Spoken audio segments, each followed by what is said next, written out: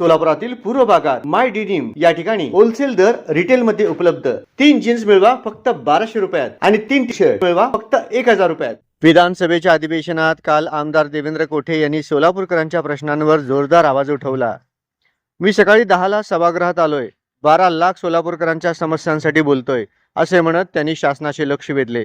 सोलापूर शहरातील मूलभूत सुविधा, प्रलंबित कामे आणि नागरिकांच्या अडचणींबाबत त्यांनी तीव्र संताप व्यक्त केलाय। धन्यवाद अध्यक्ष महोदय, मला पुरवणी मागणीवरती बोलण्याची आपण या ठिकाणी संधी दिली। पाणी पुरवठा व स्वच्छता विभागाच्या पूरक मागणी क्रमांक Y2 एकूण बाब क्रमांक 432 पान क्रमांक 301 वर मी या ठिकाणी बोलण्यासाठी उभा आहे। सोलापूर शहराला दररोज पाणी पुरवठा होण्यासाठी मागील वर्षी हिवाळी अधिवेशनात समांतर जलवाहिनीला पूर्ण होण्यासाठी 89 कोटी रुपयाची मागणी मी त्या ठिकाणी केली होती। महाराष्ट्राचे मुख्यमंत्री देवेंद्र फडणवीस साहेब यांनी त्यांच्या 100 दिवसाच्या प्रोग्राममध्ये 89 कोटी रुपये मंजूर करून दिले आणि ती समांतर पाईपलाईन पूर्ण देखील झालेली आहे। परंतु पाईपलाईन पूर्ण झाल्यानंतर एक बाब अशी लक्षात आली की शहराला रोज पाणी पुरवठा करणं अद्याप शक्य नाहीये। फक्त जे पाणी नदीवाटी येत होतं ते पाणी आता पाईपलाईन वाटी येत आहे। काही भागाला 3 दिवस आड तर काही भागाला 5 दिवस आड पाणी पुरवठा होत आहे। ही बाब मुख्यमंत्र्यांच्या निदर्शनास आणून दिल्यानंतर 7 मार्चला त्यांनी सोलापूरच्या समतोल पाणी पुरवठ्यासाठी एक बैठक विधिमंडळाच्या वेळेस घेतली होती। त्यास त्यांनी 892 कोटी रुपयाला तत्वता मान्यता दिली होती। आज त्या 892 कोटी रुपयाच्या पाणी पुरवठा योजनेतनं सोलापूर शहराला नवीन 23 टाक्या बांधणे गरजेचे आहेत। त्याचबरोबर पाईपलाईन असतील। अध्यक्ष महोदय, या ठिकाणी संधी दिली त्याबद्दल आपले या ठिकाणी मनापासून आभार व्यक्त करतो।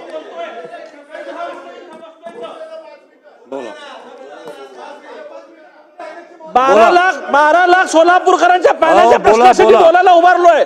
सकाळी 10 वाजता आलोय। या ठिकाणी सोलापूर शहराची ही पाईपलाईनची कामं प्राधान्याने होणं गरजेचं आहे। स्वतः मुख्यमंत्री या ठिकाणी सकारात्मक आहेत।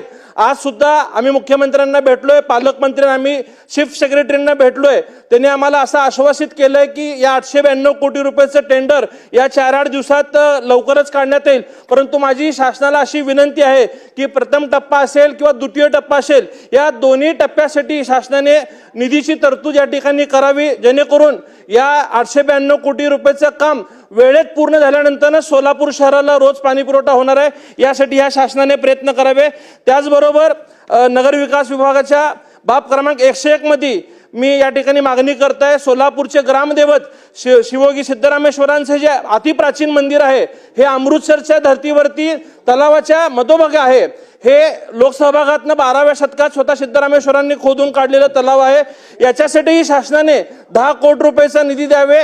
ईशान्य प्रवेशद्वार जे लक्ष्मी मार्केटच्या परिसरातलं अतिक्रमण काढून हा परिसर व इतर बाबी सुशोभित करण्यासाठी शासनाने 10 कोटी रुपयाची तरतूद यासाठी करावी। व महाराष्ट्र व देशातला जो धार्मिक भक्त सोलापुरात अक्कलकोट, पंढरपूर, तुळजापूरच्या दर्शनासाठी येतो, त्यांना सिद्धरामेश्वर मंदिराचा प्रसार होऊन अमृतसरच्या धर्तीवरती या मंदिराचा विकास होण्यासाठी मी मागणी या माध्यमातून सरकारला करतो। आणि आपण या ठिकाणी मला बोलण्याची संधी दिली। धन्यवाद।